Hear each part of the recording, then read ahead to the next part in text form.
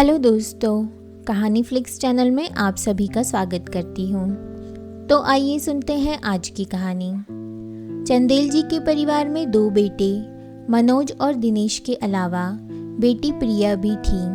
घर में चंदेल जी की पत्नी और माता सावित्री देवी भी रहती थी। पिता को गुजरे वर्षों बीत गए थे। चंदेल जी काफ़ी समझदार व्यक्ति थे। घर में खुशी का माहौल बना रहता था। बच्चे भी दादी को खुश रखते थे, पर यह खुशी ज़्यादा दिन तक ना रह सकी। हुआ यूं कि चंदेल जी के परिवार में दूर की बुआ घूमने आई। कुछ दिन रही और चले गई।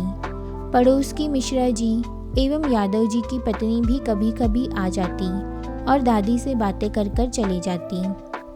किसी रिश्तेदार का घर आना अर्थात भगवान का घर आना माना जाता है, किंतु जब ये मेहमान घर में फूट का बीज बो जाते हैं तब मन को कष्ट होता है।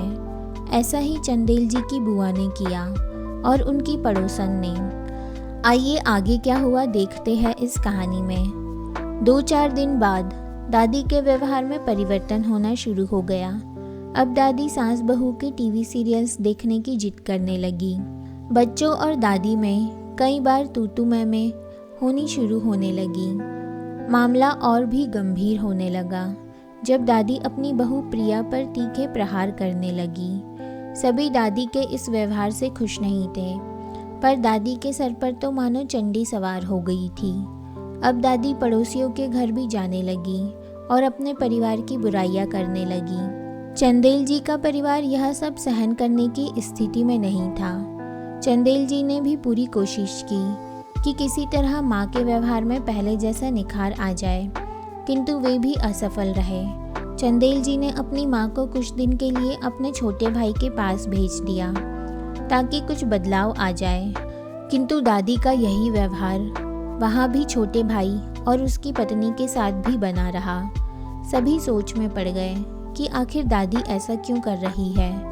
कुछ दिन बाद दादी वापस आ गई, पर स्थिति वही बनी रही। थक हार कर चंदेल जी ने एक निर्णय लिया और अपनी माँ को शहर के ही एक वृद्धा आश्रम में छोड़ आए। अब दादी की हालत खराब होने लगी, पर मन महसूस कर वे आश्रम में रहने लगी और घर के लोगों की सभी से चुगली करने लगी, पर उनकी बातों का किसी पर कोई असर नहीं होता था। वे सब सुनते और मुस्कुरा देते। एक दिन आश्रम में कोई विशेष कार्यक्रम था। जोर शोर से तैयारियां हो रही थी। सभी आज के कार्यक्रम के मेहमान को देखने के लिए उत्सुक थे। कार्यक्रम शुरू हुआ तो मेहमान की कुर्सी पर चंदेल जी विराजमान थे। उन्हें देखते ही उनकी माँ जोर जोर से चिल्लाने लगी। लोगों ने किसी तरह उन्हें चुप कराया। आश्रम के प्रबंधक महोदय ने चंदेल जी का स्वागत किया और इस आश्रम की स्थापना के लिए चंदेल जी को सम्मानित किया। अगले दिन चंदेल जी के बारे में किसी ने उनकी माँ को बताया कि आपके बेटे ने ही इस आश्रम की स्थापना की थी ताकि घर से बेघर हुए माता पिता को इस आश्रम में जगह मिले और वे अपना जीवन आराम से गुजार सके। एक और अच्छी बात यह है कि जिन बच्चों के माता पिता ने अपने बच्चों के साथ बुरा बर्ताव किया, उन्हें भी वे अपनी कोशिशों से उनके घर वापस भेज देते हैं ताकि उनके घर में पहले जैसी खुशियाँ वापस लौट सकें।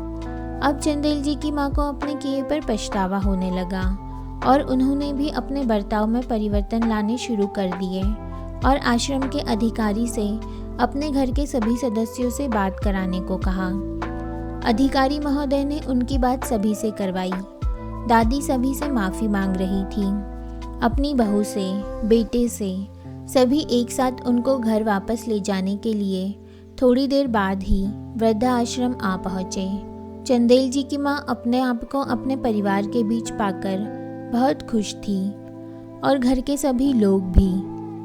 तो दोस्तों, आशा करती हूँ कि आज की यह कहानी आपको ज़रूर पसंद आई होगी। इस कहानी पर आपके क्या विचार है हमें कमेंट में ज़रूर बताइए, और अगर आपको कहानी पसंद आई हो तो प्लीज़ वीडियो को लाइक कीजिए एंड शेयर कीजिए और हमारे चैनल को प्लीज़ सब्सक्राइब कीजिए। तो मैं मिलती हूँ आपसे अगली कहानी में। तब तक के लिए बाय बाय।